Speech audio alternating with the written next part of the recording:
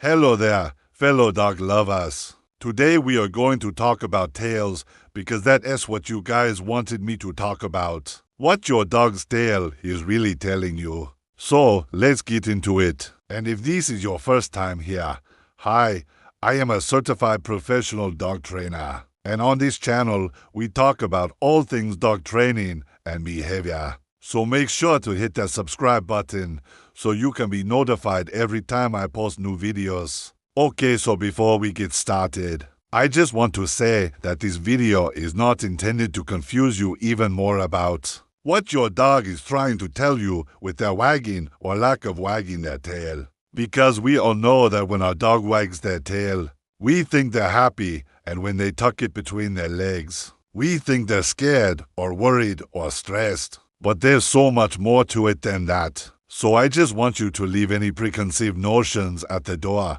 okay? And try to stay open-minded through this video so you can learn more about what your dog's tail is really telling you. So the first thing we need to understand when looking at the tail is where the dog is holding their tail. Is it held high or low? The position of the tail will indicate how the dog is feeling. The higher the tail is held, the more confidence or assertiveness the dog is portraying. The lower the tail is held, the less confidence or assertiveness the dog is feeling at that time. And remember, this is situational. This is not an overall confidence in life. It's how confident or assertive they feel in the situation they're currently in. Next, we need to look at how far out from the body the tail is held. If the tail is held close to the body, that indicates a lack of confidence or uncertainty, whereas a tail that is held farther away from the body indicates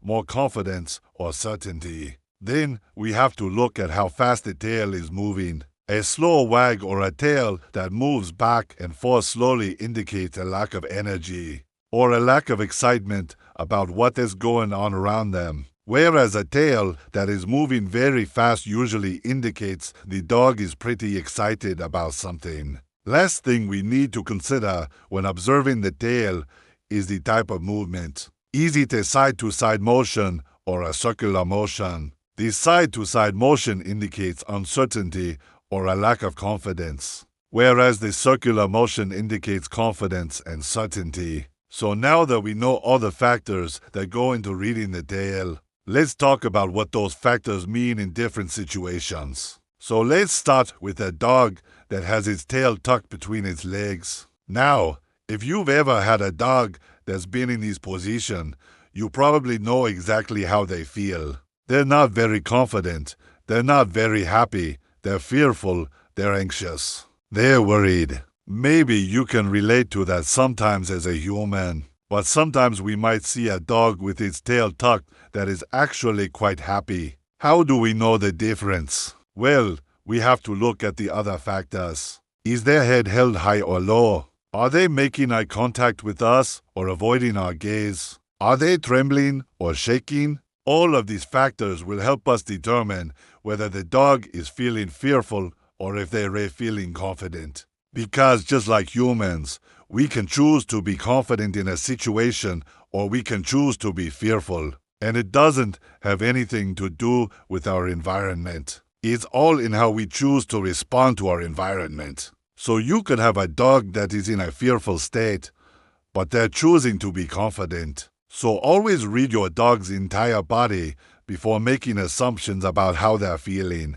Another common signal we see in dogs is a high and stiff tail. These can be normal, especially in certain breeds that carry their tail naturally that way. However, it can also be abnormal. And if it's abnormal, it usually means the dog is feeling uncomfortable, maybe even angry, or is feeling territorial or possessive over something. And once again, this is another one of those signals where we need to look at the whole dog.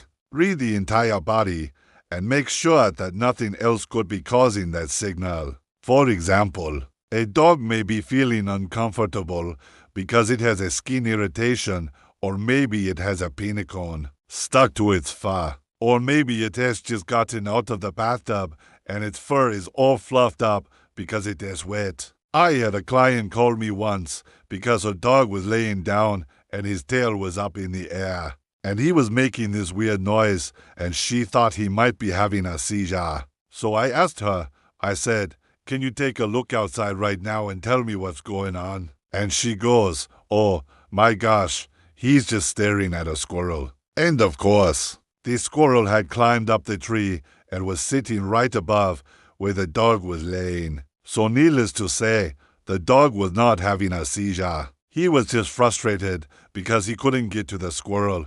So always look for other sources of their behavior before assuming that the dog is displaying a true fear or anxiety signal. The next one we're going to talk about is the flag sign. That's where the dog's tail is held directly up in the air, straight out from her body.